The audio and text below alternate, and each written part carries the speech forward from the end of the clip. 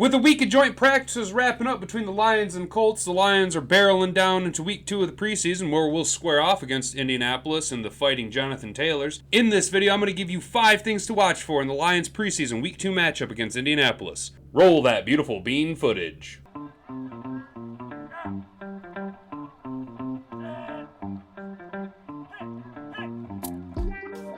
Welcome to Detroit. Hey everybody, welcome back. If this is your first time here, welcome. If you like what we do here, don't forget to hit like on your way out the door and maybe go ahead and smash subscribe so that you never miss out on any future content, and that maybe eventually I don't have to go to work anymore and I can do this full time. Right on, now that that's out of the way, you guys already know the drill. I'm your host, Hat and Beard, and we're going to get into 5 things to watch for in the Lions preseason week 2 matchup against the Colts. Arguably, the first and most important question on everybody's mind is, how long are we going to run the ones? How much of the first team offense and the first team defense are we going to see? Because last year, I think it could be argued that some of us felt the Lions came out looking a little rusty. Jared Goff had very little exposure in the preseason, and with a reduced preseason schedule from 4 games to 3 over the past 2 years, it's hard to necessarily get the players ready to where you once were. So we've had to change our entire scheme and idea of the preseason and the offseason to maybe accelerate the players' readiness for the regular season. I would like to see the first team offense and defense potentially play into the second quarter so that we can maybe see how everyone runs at game speed. Maybe we can get a little rotation going in, see who's going to be coming in to relieve our wide receivers, our tight ends. I know that Jason Cabinda is going to be starting the season off on the PUP list. Who will be filling the fullback role? Do we go with 4 tight ends? Do we go with a 4 running back set? I'd like to really see what our ones have on offense and defense heading into the regular season. Namely, out of the ones, I'd like to see, does Jared Goff have the hype and the energy that we've all seen in training camp now coming to game speed? We've seen a sample size in week 1 against Atlanta. I would like to see an extended sample size from Jared Goff in week 2 against Indianapolis. Our offensive line looked pretty solid last week, so I think they'll be able to keep Jared Goff upright. On the topic of the offensive line, I would like to see, was this a flash in the pan style, buying into their own hype, just coming off of Hard Knocks offensive line production, or is this something that we'll be able to look forward to this whole season? I've stated in the past that I think we have a top 5 offensive line in the league. I want to make sure that we can continue to bully people the way we bullied teams in the first drive of the preseason week 1. Do these guys have the endurance? Will this be a all game long? Are we going to break the back of our opponents with our big bully offensive line, man? You got to start with your foundation up front, and our offensive line is a top 5 in the league easily, which leads to massive success in the NFL. The other person on the first team offense that I'm looking for development and to see how they grow, how they respond to coaching, is our running back Deandre Swift. Again, I have said numerous times that I think Swift can be a top 3 running back in this league, and we've seen in Hard Knocks last week just how hard Deuce Staley's trying to push him, because Deuce Staley also believes that he could be a top 3 running back in this league. Deuce Staley said he thinks he can be the best running back in the league. I think that's a bit of an exaggeration, considering he'll be going up against the 1 or potentially the number 2 running back in the league this week in Indianapolis with Jonathan Taylor. We know Jonathan Taylor's a sensational athlete, but he kind of gets to that number 2, that number 1 spot almost off of volume alone, and Deandre Swift doesn't necessarily have the volume. He can produce, but he doesn't have the volume that, say, Jonathan Taylor or Christian McCaffrey. What I'm hoping to see is, does Deandre Swift respond well to the coaching this last week? Does he continue to grow and develop? Because as we've seen on the touchdown play last game, even though Deuce Staley continued to tell him to, stay home, be patient, Swift still was able to put his foot in the ground and break away from the defense for a score. While we're on the topic of the ones, the second thing I'm looking forward to watch is our first team defense. Do our DBs continue to develop the way that we think that they should? Does Deshaun Elliott maintain his ability to be in position a little bit better than he was in preseason week 1? We've seen he was out of position a little bit. Not as bad as Kirby Joseph, but still out of position a little bit. Does Jeff Okudah finally surpass Will Harris as the number 2 corner position and finally live up to the expectation of the number 3 overall pick? Really what we need to watch, though, is our linebacking room. Our linebackers played decent in the later portion of the game, but our first team defense, our linebackers looked like trash. I know, Anzalone didn't play. Chris Board is hot garbage. Derek Barnes didn't develop the way that he should have in this offseason. He's taken maybe half a step forward. He's playing at basically the same level he was playing last year as a 5th-round rookie out of Purdue. Not bad, but we need more out of you, Derek Barnes. I was expecting you to elevate up to a starter, easily be a starter opposite Alex Anzalone. What I'm really looking forward to watch, though, is does Jared Davis continue to grow and be in position to make plays the way he was week 1 against Atlanta? If you paid attention to the tape, other than the one penalty, which was Chris Board shoving Jared Davis into Desmond Ridder, Jarrad Davis played great. He was always around the ball. He actually tipped a couple passes, and he was putting pressure on the quarterback.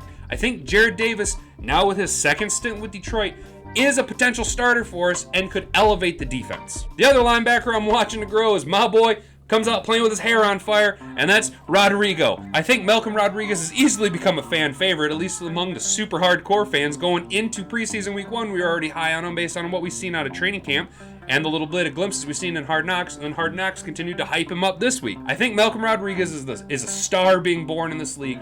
I think he's going to be the steal of the draft, and I truly hope to see him get some run with the ones and maybe continue to play him into the speed so that he can run with the ones and run with the twos. You know, really get this guy exposed so that when we hit the regular season, he's out there playing like a well-polished veteran that we know he is. It will be a good game for us to get an assessment on where our linebacking and DB room is at. We already know that we're a little weak on the interior of our defensive line. There's been talk about us potentially bringing in like a Malcolm Brown because Levi Onwuzurike appears to be a bust. I mean, the man can't stay healthy. He can't even get on the field. Who knows if he's even going to play this year? So we need to see how our linebackers stack up against one of the elite running backs in this league. I've stated earlier in this video that Jonathan Taylor is easily one of the top 1 or 2 running backs. There's really no arguing that Jonathan Taylor and Christian McCaffrey are the running backs 1 and 2 in the league.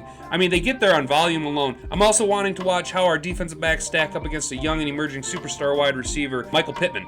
Does Michael Pittman and Matt Ryan show us the glaring holes in our secondary that we're all kind of worried is going to happen? Marcus Mariota and Drake London. Drake London went out relatively early. I think after his first series or even his first play, he might have tweaked his knee. Drake London went out, so we didn't really get to see our defensive backs square off against real elite talent in this league. I'm not saying Matt Ryan is the MVP quarterback that he was a few years ago. I'm not saying Matt Ryan is even a superstar in this league anymore.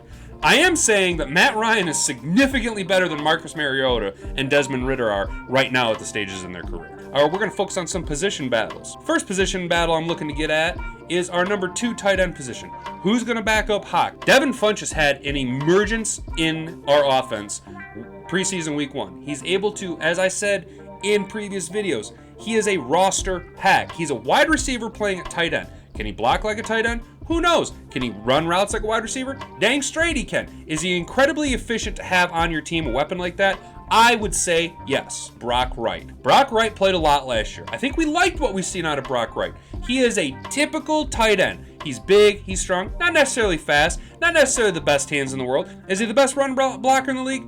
No. Should we keep him? Yes. Does he have to play the H-back position? More than likely, because Jason Cabinda is going to start the season on the PUP list. Either or is a good fit. I think both of these guys end up on the 53-man roster come the end of the season, and I think both of them will be beneficial for our offense moving forward. The last position battle I want to focus on in week 2 against Indianapolis is the bottom tier wide receivers. The bottom 2. Who's going to fit these bottom 2? Well, you say Khalif Raymond, Trinity Benson, Quintez Cephas, Tom Kennedy. All those guys are vying for 2. You have 4 guys vying for 2 slots. Quintez Cephas has all of the skill set of a Pro Bowl style wide receiver. He's got the speed, he's got the hands. He just can't stay healthy. He runs decent routes, but he just can't stay healthy. If Quintez Cephas can't perform in the preseason, I think it's time we cut ties with Quintez Cephas. And Khalif Raymond, who was explosive last year. He's a little bit small-bodied for a wide receiver in my opinion, but he's fast, he's electric. He's got decent hands, and he can play in the return game. I think Khalif Raymond obviously makes the roster, fills out as the 5th wide receiver. Khalif Raymond adds too much value to this team for him to be considered off of the roster. Which basically brings us to 1 position, 2 guys. Trinity Benson, Tom Kennedy. Tom Kennedy has been a practice squad phenom, a preseason hero of the Lions for the past 2 seasons. Last game he balled out with 7 catches for over 100 yards. Is he electric with speed? No. Is he going to out-jump everybody?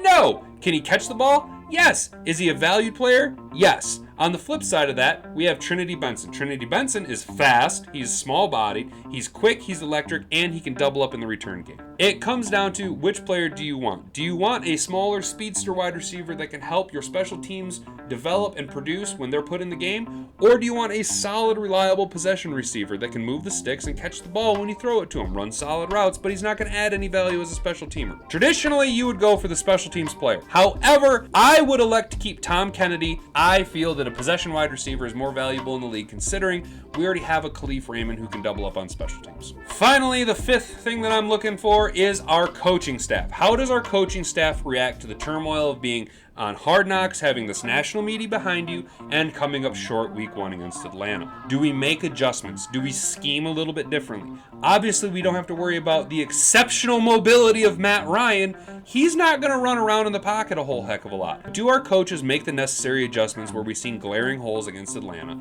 Do they put their linebackers in better position? Do we coach up our linebackers a little bit? How do they utilize Hutch? Are they rotating them around? Are they moving them inside? Are they moving them outside? Does Ben Johnson open up the playbook? Week 1, we ran a very vanilla offense. I'm not mad about it. I don't want the league seeing every play that we're going to run. But what I would like is just a little bit of confidence that Ben Johnson's going to continue where he left off last year, throwing the ball downfield, utilizing our vertical passing game. I was so glad when they moved on from Anthony Lynn.